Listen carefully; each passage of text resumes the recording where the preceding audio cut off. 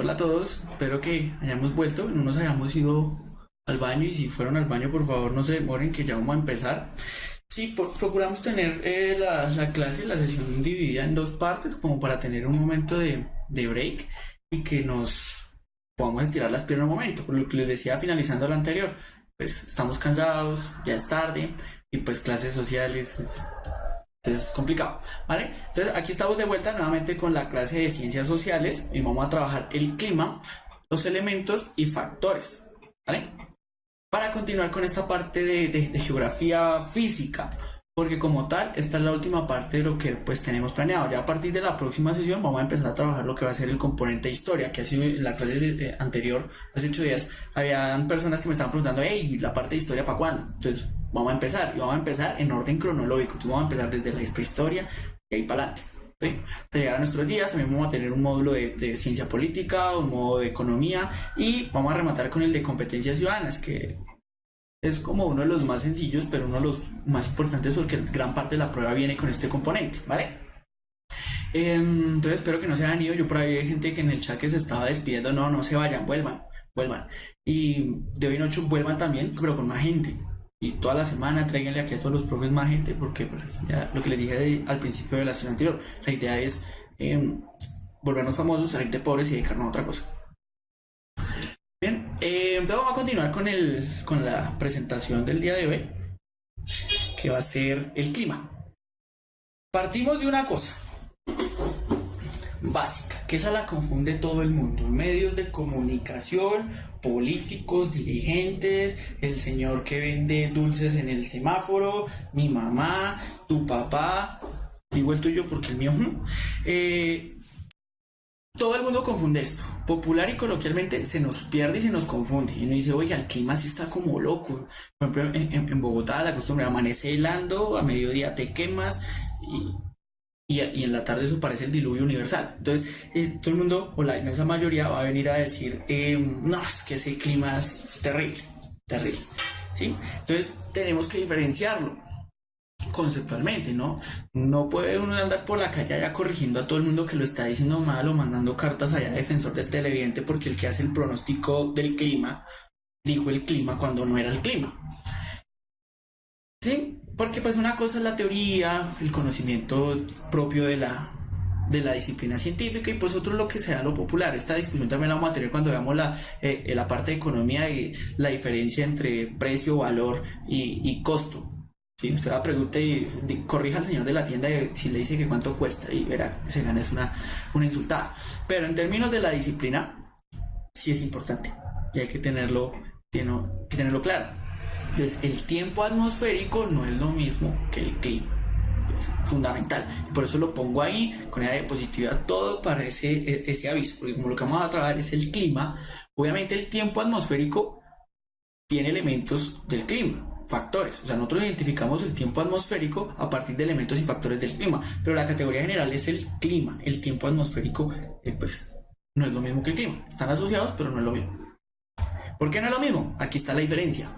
El tiempo atmosférico, o en algunos textos lo podemos encontrar como tiempo meteorológico, es el estado de la atmósfera en un lugar determinado, en un momento determinado. Y lo entendemos a partir de la meteorología. Entonces, ese pronóstico que sale, por ejemplo, en los periódicos, medios de comunicación, radio, televisión, etcétera, las aplicaciones me dicen, el día de hoy la probabilidad de lluvia es del 70%. Entonces, estamos analizando es el tiempo atmosférico. Es un estudio meteorológico.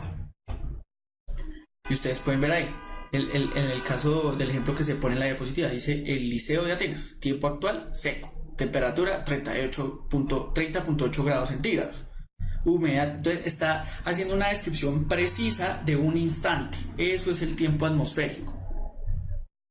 ¿Qué viene a ser el clima? El clima es el estado de la atmósfera, hasta ahí no difiere, ¿cierto?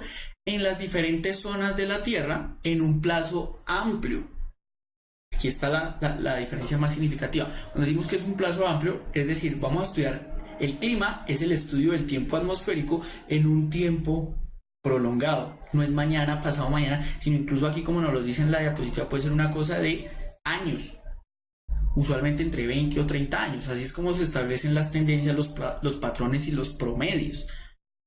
¿vale? Entonces esa es una diferencia. ¿Cómo está el tiempo atmosférico hoy? Que puedo asomar por la ventana, está lloviendo, está haciendo frío, etcétera. ¿Cómo es el clima de la ciudad donde estoy?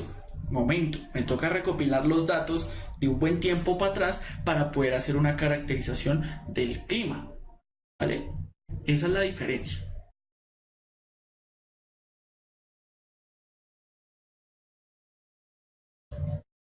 Entonces aquí es donde viene el clima. A partir de estos elementos y factores sí ya podemos comprender, por ejemplo, elementos del tiempo atmosférico, pero en la categoría general es el clima. El tiempo atmosférico, recuerde que es solo en un momento, en este momento, o como estuvo ayer o como está mañana. Pero si vamos a analizar sistemáticamente los datos a través del tiempo, de la constante, lo que busca el clima es hallar constantes a través del tiempo atmosférico, ahí sí llegamos al clima, por si de pronto alguien todavía va ahí perdido con la diferencia de estos dos elementos. Entonces dice, se componen de elementos y se modifican por factores. Eso dice la diapositiva, ¿no? Los elementos, temperaturas, precipitaciones, humedad o presión. Yo lo identifico más fácil de otra manera. Los elementos son los que varían. Los factores son los que no varían. Y donde llegaran a variar, esa vaina se acaba el mundo y al otro día no hay clase, como dije en la sesión anterior. Donde llega a variar una situación de latitud, de altitud, de localización, pues se acaba la vida en este hueco. Entonces, los elementos que varían son los elementos. Los factores son los que se mantienen constantes o se mantienen estables. ¿Vale? Elementos, factores. Vimos los elementos. La inclinación de los rayos solares. Entonces, por ejemplo, dependiendo del momento del año, la posición o la intensidad, la cantidad de rayos solares que vienen con luz, calor y radiación va a variar. Entonces, aquí tenemos un elemento porque está variando. La circulación atmosférica. Cómo circulan las corrientes de aire. Esto va a depender también de procesos de presión, de procesos de temperatura, porque las corrientes tanto marinas como de aire van a tener unos movimientos dependiendo del hemisferio en el que se encuentren, que eso se conoce como la fuerza de Coriolis, que incluso una vez Lisa le apuesta a Bart hacia dónde corre el agua en el Sagitario y él se va a averiguar cómo corre en Australia, y hay un capítulo interesante que nos explica eso. Las corrientes tanto marinas como de aire derivan de temperatura, de presión y se mueven. Entonces esos movimientos también generan unos procesos relacionados con el clima y también unos procesos biológicos y ecosistemas. La disposición del relieve, los relieves también se nos van a ubicar ahí, nos van a generar unas situaciones también en el proceso de cómo corren las aguas, cómo corren los vientos y demás. Y la proximidad al mar. En el caso de factores vemos la latitud, vemos la altitud, la distancia al mar. También se nos puede llegar a confundir con la diapositiva anterior, y la protección de montaña y proximidad de ríos, ¿vale? Por ahí Lina Alejandra Montenegro está preguntando qué es latitud, qué es altitud. Entonces, Lina, por favor, remítete a los videos de la clase anterior, pero entonces para que te quede más claro y no sea pasada de afán. La latitud es la zona en la cual encontramos un punto en la Tierra a partir de la distancia al paralelo cero del ecuador. Entonces establecíamos, sabes que se nos establecen unas zonas de la línea del ecuador al trópico, ya sea de Cáncer o Capricornio, norte o sur. Vamos a tener la zona tropical donde no hay estaciones. Después de la línea del trópico hasta el paralelo 66, norte o sur, vamos a tener zonas medias donde tenemos estaciones, y después del 66 a los polos, ya sea norte o sur, vamos a tener polos. Y entonces allá el día dura 6 meses, la noche dura 6 meses. Entonces, por eso la altitud nos varía el clima, dependiendo de la zona. Aquí vemos las corrientes marinas. Las corrientes marinas aquí las podemos identificar, ya sea las corrientes cálidas, las corrientes frías, ¿sí?, que aparecen en azul o en rojo. El negro nos está mostrando más que todo es trayectorias. Nos están mostrando los colores cuando están cerca a las costas, porque ahí es donde nos van a generar, pues vamos a sentir principalmente sus efectos, ¿vale?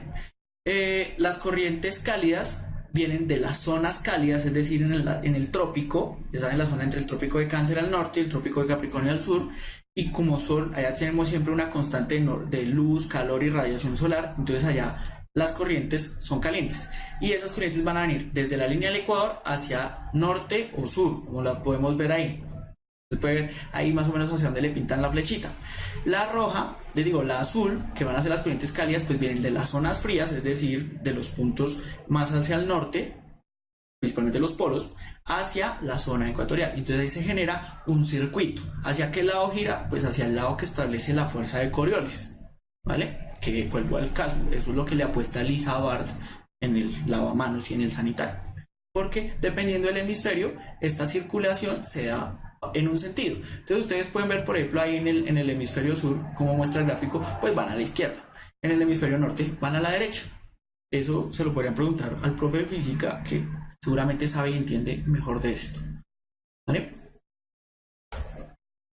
Patrones globales de viento. Con los vientos sucede una cosa similar. Los cálidos están en la zona central y se van para los extremos, y los fríos vienen de los extremos hacia la zona central, y también a partir de esa fuerza se nos van a empezar a generar un ciclo que se vuelve circular. Entonces, por ejemplo, cuando hay variaciones en la presión atmosférica, entonces estos circuitos marinos y de aire, pues después se nos convierten en tormentas, huracanes, etcétera, porque también entonces se asocia la corriente marina, la corriente de aire y la presión atmosférica, y entonces ahí es donde se generan estos elementos que conocemos: tormentas tropicales, huracanes, ciclones, dependiendo de dónde se debe, dependiendo de la intensidad, dependiendo, etcétera. Que yo sí los invito a que lo miren con más detalle, porque eso también es largo. Igual la Tierra está dividida en zonas de presión, entonces hay unas zonas donde hay más presión, hay otras donde hay menos presión, y ahí entran a jugar esta relación con el aire y con el agua. Entonces ahí depende de esto. Hay un factor que no está descrito aquí, que es la misma luna. La luna ejerce un campo de atracción gravitacional que también establece patrones de movimiento en torno a las mareas y a las corrientes de aire. También lo podemos ver, se lo podrían preguntar al profe de física y nos lo explicaría muchísimo mejor. Allá Jeffrey Pérez me pregunta: ¿en Colombia no neva porque está en los 30 grados? 30 grados, segundo, por la pregunta supongo que me está haciendo referencia a zonas de latitud. No, Colombia está ubicada en 4 grados de latitud norte, o zona central, o por lo menos Bogotá, ¿cierto? No hay estaciones, porque estamos en la zona tropical. Recuerda que la zona tropical va del paralelo de la latitud 23 grados norte a la 23 grados sur, es decir, entre la línea del trópico de Cáncer y el trópico de Capricornio. Nosotros estamos casi en la mitad, porque estamos más cerca a la línea del Ecuador que a la línea de los trópicos. Por eso no se puede dar una estación como el invierno. Se supone que allá en las nieves perpetuas, por arriba de los 4000, 5000, ahorita miramos el gráfico, se supone que sí hay nieve, pero no está asociado a que es, por eso nieva. Me corrigen cómo está bien dicho, se me va la palabra ahí. Porque vamos a ver, o sea, también la altitud va a variar eso, y sí va a haber nieve. Hay unos puntos en Colombia donde en teoría hay nieve, la Sierra Nevada, por ejemplo. Pero estamos hablando de estaciones, no necesariamente la nieve está asociada a las estaciones. ¿Sí? ¿Sí es claro? ¿O se me confunden?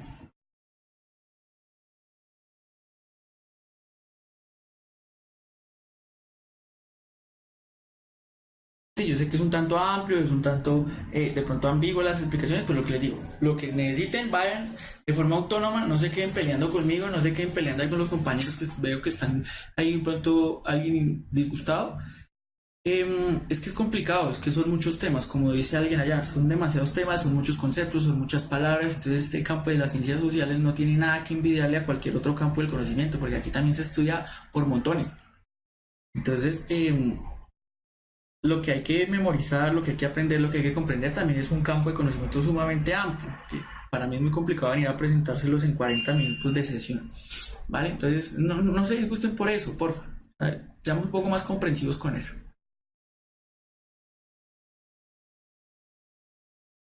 Tipos de clima. Aquí vemos tipos de clima en términos general. Porque pues obviamente nada más en un país como Colombia, al interior de su mismo territorio, pues podemos identificar muchísimos climas. Incluso se dice que en Colombia podemos encontrar todos los climas. Entonces, y si lo miramos en este gráfico, pues vemos pues prácticamente Colombia está pintada toda del mismo color. y pues no se puede hacer esa generalización.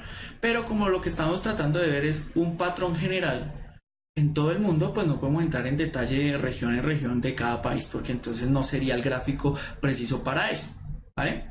Entonces ahí podemos ver, se clasifica principalmente en 5 tipos de clima general. El tropical, que es el que está entre las zonas tropicales. Entonces ustedes los pueden ver ahí, y si ven como esa franja que es morado, púrpura, pues uno lo puede hacer prolongar, por ejemplo, de América a África, pasando por Asia y pasando por las islas asiáticas también, y vemos cómo se puede prolongar, porque es asociado a la latitud. Lo mismo la zona naranja que se ve en el norte de África, que es el desierto, podemos, si lo pasamos en línea recta hacia América, perdón, vemos también cómo se repite esa zona naranja. Y si lo llevamos, por ejemplo, pasamos por la península de Arabia y demás. Y hacia el sur encontramos otra zona naranja, porque entonces está la misma zona de latitud, pero en el hemisferio contrario. ¿Vale? ¿Por qué de pronto varían? Porque no solamente está asociado a la latitud, que es a partir de este sistema de coordenadas, sino por ejemplo también a altitud, alturas. Entonces ahí ya entran a jugar dos cosas: en qué zona de latitud está y en qué altitud está. Y la altitud, recordemos que es el nivel sobre el nivel del mar. Entonces empiezan a jugar por lo menos esos dos elementos, que son factores. Al jugar esos dos factores van a determinar unas condiciones específicas y particulares de algún punto de la Tierra, porque ninguno va a tener ni la misma latitud ni la misma altitud que un punto específico. Entonces por eso las ciudades, los pueblos, a pesar de a veces de estar ubicados en la misma zona de latitud, tienen un clima distinto. Bogotá, Barranquilla, estamos ubicados en la misma zona de latitud, pero el clima es completamente distinto. Entonces, ¿dónde está la diferencia? En la zona de altitud, por el nivel del mar. Entonces nosotros en Colombia estamos más pendientes de entender es que si estamos en el piso cálido, en el templado, en el frío, en el páramo o en las nieves, porque pues como aquí no nos afecta tanto eso, pero si nos vamos a comparar con el resto del mundo, entonces sí ya tenemos que entrar a comprender las zonas de latitud, porque no todos dependen tan olímpicamente únicamente de la zona de altitud. Entonces este mapita nos ayuda a entender cómo se pueden identificar las franjas de arriba hacia abajo, ¿vale? Entonces, es lo que decía anteriormente. En una zona como tropical dependemos solamente de tipos de clima de latitud y de altitud.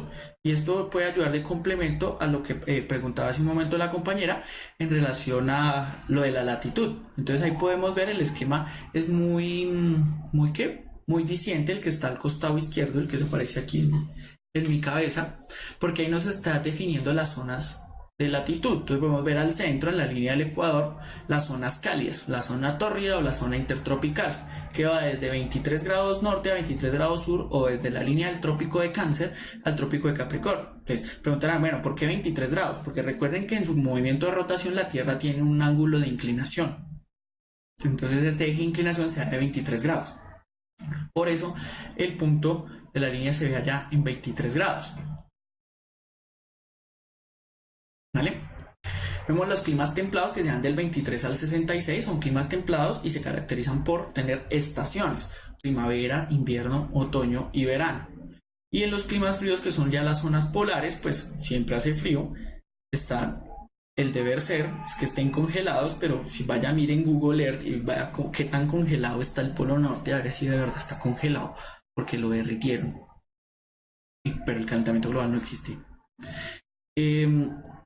Y pues los procesos climáticos son distintos. Hablaba de que duran de día 6 meses, de noche 6 meses, también producto de esa inclinación y el proceso de rotación y traslación. Por el otro lado, en la imagen de mano derecha vemos la zona de altitud. Entre más alto esté, pues más frío va a ser. Temperatura al nivel del mar. Vemos cómo puede ser una máxima de 15 grados. Perdón, la mínima. Temperatura a nivel del mar. No, este mapa sí me confunde un tanto. Esto no está aplicado para el caso específico colombiano, ¿vale? Pero entonces, entre mayor altura, más frío se va a sentir. Más hacia abajo, más hacia el nivel del mar, pues vamos a tener más calor, que eso es lo que siempre hemos conocido, nos han explicado en la escuela, que son pisos térmicos. Lo que pasa es que ese concepto de piso térmico se mandó a recoger hace mucho, porque recuerden que la geografía es tanto lo físico como lo humano. Entonces, cuando hablamos, por ejemplo, de los pisos térmicos, pues lo estamos asociando solamente al factor físico climático. Pero resulta que, por ejemplo, en un país como Colombia, esas zonas de altitud también van a determinar unas relaciones económicas, porque los recursos que se dan en una zona no son iguales a de otros. También van a determinar unas cosas culturales, porque no es lo mismo el enronado que vive en Boyacá que el que anda en chanclas y bermudas en la costa, porque eso también nos determina unas formas de vida específicas, ¿cierto? Unas actividades económicas, culturales, incluso hasta, no sé si la palabra sea lingüísticas o de lenguaje, porque nos genera acentos, nos genera un léxico diferente. Entonces, ¿cómo resolvió la geografía este concepto? Básicamente lo llaman pisos bioclimáticos o biogeográficos, como alguien mencionó por allá, ¿cierto? Porque esto, recuerde, el espacio no está ahí en medio de la nada y despoblado, no. Está intervenido por los seres humanos, y eso nos va a generar unas relaciones específicas y unas actividades, ¿sí? Y en cuanto a lo físico, no solamente es la temperatura, flora y fauna también van a ser distintas. Entonces, por eso se habla de los pisos bioclimáticos, no térmicos, porque el único factor que converge ahí no es la temperatura, ¿vale? Entonces, aquí podemos ver los elementos y factores del clima. Los factores, que son latitud, altitud, relieve, cercanía al mar, corrientes marinas y corrientes de aire, que le faltó al gráfico, influyen en la temperatura, la precipitación, la humedad, la presión y los vientos. Y a partir de cómo se interactúan estos dos elementos, a partir de las características físicas del punto en el que estamos, pues vamos a tener toda esa diversidad de climas y de tiempos atmosféricos. ¿Ven? Eso es todo lo que entra a jugar ahí. Y de pronto, desde algunos instrumentos que hubieran realizado en experimentos, por ejemplo en el colegio, que una vez hicieron una veleta, hicieron el pluviómetro, el barómetro, etcétera, eso nos sirve para ayudar a estas mediciones de tiempo atmosférico y de clima, ¿vale?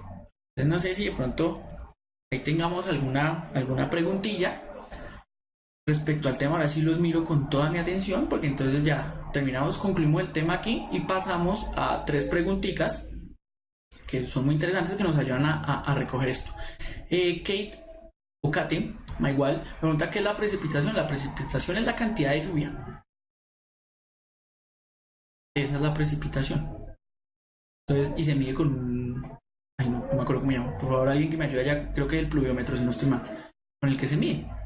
Pero corríjanme, por favor, corríjanme, porque se me va en ese momento. Pero sí, precipitación es la cantidad de lluvia que se da en un espacio. ¿Qué más tenemos por ahí?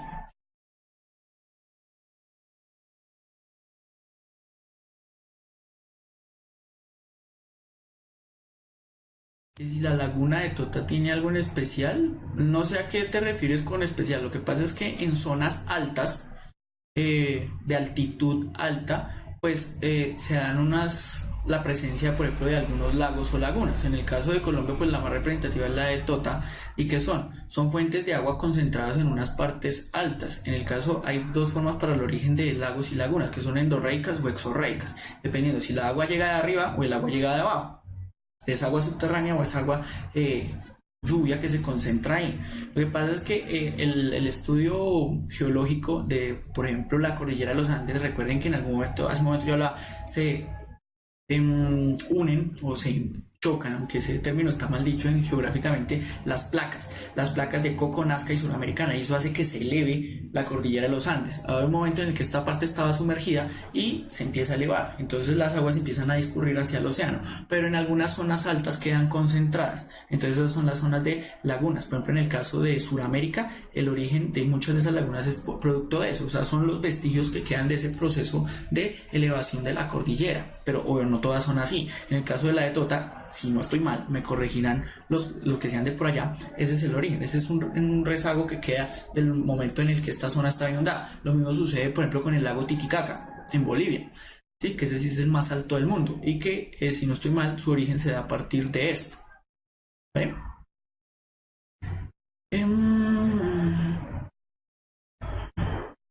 Pregunta que si las preguntas son pasadas del ICFES o realizadas por Puntaje Nacional. A veces tenemos realizadas por Junta Nacional, a veces tenemos unas que nos hurtamos del ICFES, no, mentira, que son liberadas por el ICFES, y otras veces tenemos que son aportadas por ustedes mismos. Las que vamos a ver hoy son 3 que nos aportó una compañera muy querida, muy simpática, que me las envió al correo. Yo me puse a revisarlo esta semana y está genial. Entonces vamos a estar compartiendo una que otra pregunta dependiendo del tema que estemos trabajando, porque no sirven completamente. Entonces ahorita viene el agradecimiento para la compañera que nos compartió ese documento, que me lo envió al correo. Incluso llegó, creo que incluso durante la misma clase o terminando la clase hace 8 días.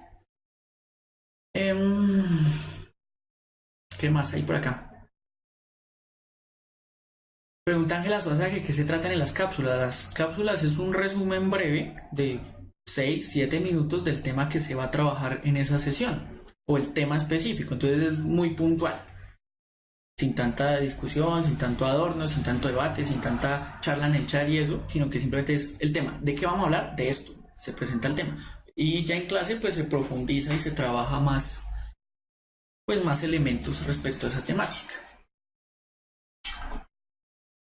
Pregunta qué sucede si alguna de las corrientes marinas varía. No solo las corrientes marinas, yo explicaba en la clase anterior que si algún elemento o factor del clima varía de un momento a otro así súbitamente, pues las implicaciones pueden ser fatales, porque somos formas de vida sumamente sensibles. Entonces en el momento en que se nos modifica una cosa como las corrientes marinas, va a variar.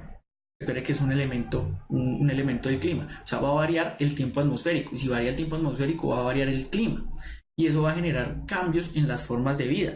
Nada más lo que sucede con el calentamiento global está modificando, está alterando el clima, además de también el tiempo atmosférico, y eso si se da súbitamente, cualquiera de elementos o factores que se dé en un ambiente, en un hábitat, en un ecosistema, que llegue a suceder súbitamente, pues pone en riesgo el equilibrio ecológico. Entonces la misma vida puede estar en riesgo dependiendo del cambio que esto genere, ¿vale?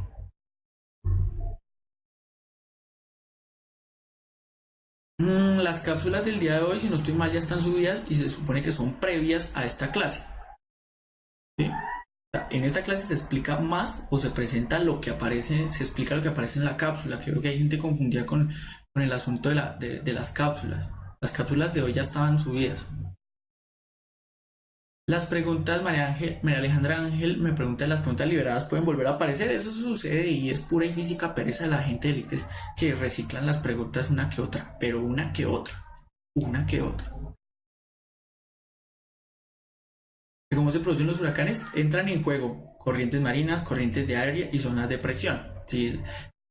Entonces lo que les decía, dependiendo del efecto que se genere, se concentran en un solo punto la corriente cálida, la corriente marina, y entra a jugar la presión. Entonces dependiendo de ese juego se nos van a formar huracanes, tormentas, ciclones, etc. Para que porfa lo mires con más detalle. También es un tema muy interesante, pero también es largo. Pero entonces está asociado a esos 3 elementos: corrientes, aire, marinas y presión atmosférica.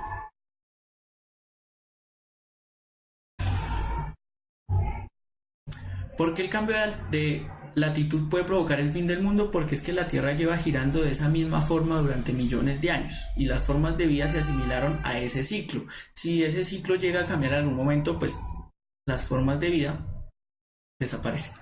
Porque lo que decía, es una forma de vida muy delicada que depende de cómo están las cosas en este momento aquí.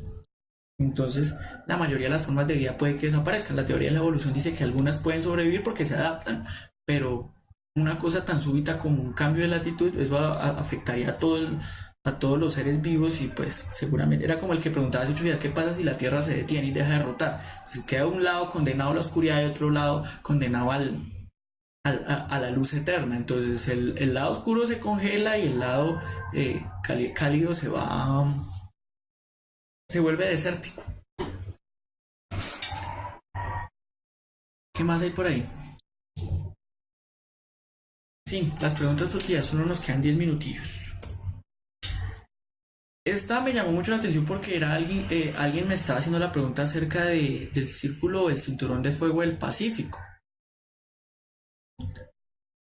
Entonces vemos, entonces ahí está el mapa. Entonces es fundamental saberse el cuento de los mapas y tenerlo aquí, porque es que usted en la prueba saber no puede sacar el atlas y no puede entrar a Google Maps. Entonces si usted por ejemplo nunca ha visto un mapa como no se ha dado a la tarea de memorizarlo, pues usted va a ver ese mapa y dice, caramba, qué bonito el mapa del departamento de Cundinamarca. Está perdido. Entonces, uno ya sabe, ahí me están ubicando cosas, unos conitos en la costa pacífica de América y en la costa pacífica de Asia. Entonces, se ubica. ¿Vale? Entonces dice, los volcanes son formas de relieve a través de las cuales son expulsados los materiales provenientes del interior del planeta. Los triángulos del mapa son los lugares donde los volcanes han presentado actividad reciente. Esta distribución de volcanes en el planeta está relacionada con... Entonces, ¿por qué se da este círculo de fuego? Porque en todo el centro del Pacífico las placas que se encuentran en esa parte están haciendo esto. Se están separando. Entonces esto genera presión hacia donde están los continentes. Entonces recuerdan que les decía que, por ejemplo, en la cordillera de los Andes está la placa de Nazca y la de Cocos y la placa suramericana, y el choque entre estas dos genera el proceso de levantamiento. Cuando sean esos procesos de levantamiento también se van a generar los volcanes en las zonas más antiguas. Entonces las placas que están en el Pacífico están moviéndose hacia los continentes y los continentes se mueven hacia el Pacífico, entonces generan esas zonas de presión y por ahí es por donde pues se va a liberar la presión. Entonces por eso vemos ese círculo de fuego, se da esta particularidad. Entonces ya están dando por ahí respuestas. Entonces las zonas de choque de las placas tectónicas. Entonces creo que con la explicación que acabo de dar pues les di la respuesta, ¿no? Los epicentros de los terremotos, sí, esta zona suele temblar demasiado, pero es producto de esa actividad volcánica que se da derivada de las placas tectónicas. Entonces, en ese sentido, si tenemos que generalizar, que esa es una de las opciones para responder en la prueba de sociales, es generalizar, restablecer relaciones de jerarquía. Entonces, ¿cuál me incluye a las otras? Porque si hay si hay dos que me responden a la pregunta, pero hay una que es más general que la otra o hay una que engloba a la otra, entonces ya uno, por ejemplo, dice, la B no puede ser porque la A es más general y para este caso aplica perfectamente y con la explicación que he dado, pero entonces eso implica que usted tenga el conocimiento de placas tectónicas y pueda ver el mapa y lo entienda. ¿Sí? Los epicentros de los terremotos, sí, es cierto, pero no es lo más importante ahí. C, los límites del cinturón de fuego, también es cierto. Pero entonces estamos hablando de la actividad de los volcanes, ¿sí? Esta distribución de los volcanes presenta, entonces el efecto volcánico no solamente me sirve para delimitar una zona, sino que la pregunta me está pidiendo que vaya un poco más allá de eso. Y de las zonas de mayor catástrofe por vulcanismo, es cierto, pero entonces vuelve y se me deriva. Entonces yo puedo coger muchas de las opciones y meterlas todas dentro de A, porque es lo que me explica el fenómeno de una forma más general. ¿Vale?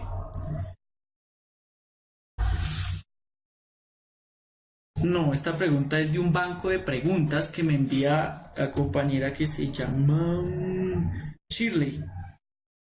No aparecía apellido porque pues en el correo no firmaba más que con su nombre. Muchísimas gracias, Shirley, si estás conectada, gracias, muchísimas gracias con el material, es de mucha utilidad y con eso podemos trabajar perfectamente y con eso variamos las preguntas del año pasado, porque pues hay gente que perfectamente puede entrar a ver las del año pasado y ahí también puede, en los videos subidos del año pasado también puede trabajar con las preguntas, pero pues la idea es que podamos variarlo y gracias a ti podemos dar una renovación con esto. Material que usted nos envía. Shirley aquí me acaba de responder, muchísimas gracias. Está muy bueno el simulacro. Me dicen que me preguntan que por qué D no es, porque las zonas de mayor catástrofe por vulcanismo, es que cuando hablamos en términos geográficos de catástrofe, que erupción de un volcán no es una catástrofe, ¿sí? Ahí, esa también la podemos descartar por eso. Las catástrofes se dan es cuando los humanos planean mal sus actividades y van y se ubican al lado del volcán. Y si se ubican al lado del volcán, no lo estudian lo suficiente para saber o conocer su actividad y establecer unas medidas de prevención. Lo que sucedió en Armero, ¿sí? Es un estado que abandona a la gente y la gente se asienta donde se le da la gana, en zonas de riesgo.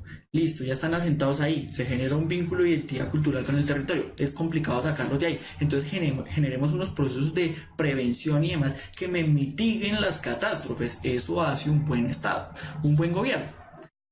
Eso debe haberlo hecho el ministro de no sé qué cosas de ese entonces, que era de apellido Duque.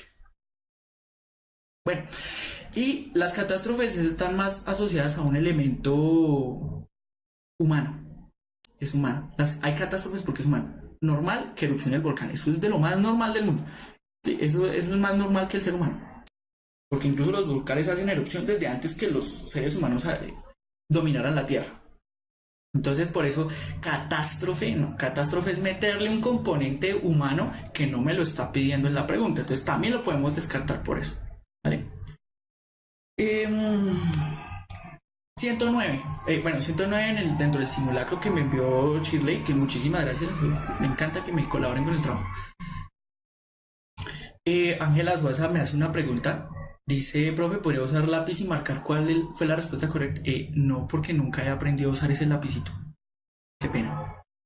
Me queda grande. La capital de Bangladesh, Dhaka, está situada en la zona inundable del río Buriganga. La invasión de terrenos potencialmente inundables por parte de las personas sin tierra, ¿sí ves que como estos estados y gobiernos dejan que la gente se meta donde hay riesgo por la actividad natural de lo que hay en ese espacio? Listo, la invasión de terrenos potencialmente inundados por parte de personas sin tierra ha sido motivada por la idea de cultivar alimentos y por la proximidad al mercado de Dhaka. Entonces hay un elemento económico, hay un elemento cultural y un elemento geográfico ambiental. ¿Sí ven? Como todo se cruza en una sola problemática. De esta situación se puede inferir que el mercado de Dhaka garantiza mejores ingresos a los invasores debido a que es una gran metrópoli. B. La planificación de ocupación del territorio fue inadecuada por planearla como una invasión. B. Porque nunca planearon nada. ¿Sí? La gente llega y punto. O sea, B. Descártela porque nunca planearon nada. C. El único cultivo próspero, teniendo en cuenta la susceptibilidad a inundaciones periódicas, es el arroz. ¿En qué momento me hablaron de la pregunta de arroz? No. D. El gobierno local deberá atender la situación hasta que la ocupación de esas áreas sea legalizada. Ahí está haciendo futurismo. Eso es astrología. Eso es hacer profecía. Y recuerden que yo les comentaba en la anterior que toca limitarse a lo que dice el texto. Pero para entender el texto hay que tener mucho conocimiento conceptual y teórico previo. Entonces, en ese sentido, ya que hice todo el proceso, A sonó, B, C y D, a partir de todo eso que ya sabemos y logramos deducir de la pregunta, sale. Entonces, como dice allá Nathan Lafranc, no sé si se pronuncia así, es la A de arsénico. Bien, vamos a ver la última preguntita, con esta nos despedimos. En las últimas décadas del siglo XX, la temperatura media de la ciudad de Bogotá varió. Entonces, dice en las últimas décadas. Entonces, vamos a hablar del clima. La temperatura media de la ciudad de Bogotá varió de 13.2 grados a 13.8. ¿Qué pasó? Se calentó. Una de las causas para que se presente este fenómeno denominado isla de calor se relaciona con A. Un significativo aumento de la temperatura producto de una progresiva urbanización. El crecimiento urbano desde el periodo de 1960 a 1964. La concentración de isotermas debido a la altitud de la sabana sobre el nivel del mar. El aumento de la temperatura producto del calentamiento global. Entonces, de entrada, yo puedo decir B no es porque me está diciendo que son las últimas décadas del siglo XX. La década de los 60 está en la mitad. Sale B. La concentración de isotermas debido a la altitud de la sabana sobre el nivel del mar. Recuerde que eso es un factor, no cambia. Se mantiene constante. B y C descartadas. A. Un significativo aumento de la temperatura producto de una progresiva urbanización. Queda uno volando. Pero con D también queda uno volando. El aumento de la temperatura producto del calentamiento global. Entonces, ¿qué hacemos ahí? Porque quedamos perdidos en el limbo y en medio de la nada. Porque el contexto no es lo suficientemente amplio y podría ser A o D. Entonces aquí nos podemos echar toda la noche peleando. Si me lo preguntan a mí, desde mi perspectiva profesional, la respuesta correcta sería D. D. ¿Por qué no sería A? Un significativo aumento de la temperatura producto de una progresiva urbanización. Es una opción muy puntual que me implicaría conocer los procesos de urbanización en Bogotá a finales del siglo XX, lo cual no me lo está mostrando la pregunta. En caso de la D, me está el aumento de temperatura producto del calentamiento global. Eso es un fenómeno que es ampliamente aceptado por la comunidad científica, porque la política no. Entonces, en ese sentido, para responder, tenemos más fundamento previo, teórico y conceptual de calentamiento global que de la urbanización en Bogotá. Y además, como esta prueba se hace a nivel nacional, no pueden esperar que las personas que nunca han venido a Bogotá, que no conocen Bogotá, respondan la A. Sería sumamente inequitativo en el momento de presentar la prueba. Entonces hay dos elementos por los cuales yo descarto A, pero sí ve que implica tener una malicia respecto a la prueba, porque hay muchas preguntas que se nos van por el lado subjetivo, ¿vale? Entonces, muchachos y muchachas, muchísimas gracias por haberse aguantado el día de hoy hasta las 8:33 de la tarde, de la noche, perdón. Es muy grato ver que cada vez está llegando más gente, gente muy interesada, gente muy preocupada, gente con demasiadas preguntas. Me encanta, por favor traigan más gente, háganos famosos, sáquenos de pobres y pónganos a hacer otra cosa. No, mentiras, a mí me gusta hacer esto. Y nos estaríamos viendo en la próxima sesión. No olviden mirar todos los videos que sube Puntaje Nacional en su canal, redes sociales, Facebook, Instagram. Y para preguntas y para que me manden preguntas y yo las pueda mostrar acá, sociales y ciudadanas @puntajenacional.co. Ahí yo les reviso el correo. A veces cuando ya saturan y no les puedo contestar a todos, pues yo trato de ser equitativo y darles importancia a todos, porque todos la tienen, pero a veces es mucha gente y yo soy un simple humano. Entonces, muchísimas gracias a todos, que tengan una feliz noche y espero verlos por acá dentro de 8 días. Echen una revisada a las cápsulas para que vayan adelantando o vayan viendo qué es lo que se va a ver en las próximas sesiones. Chaito y muy buenas noches a todos.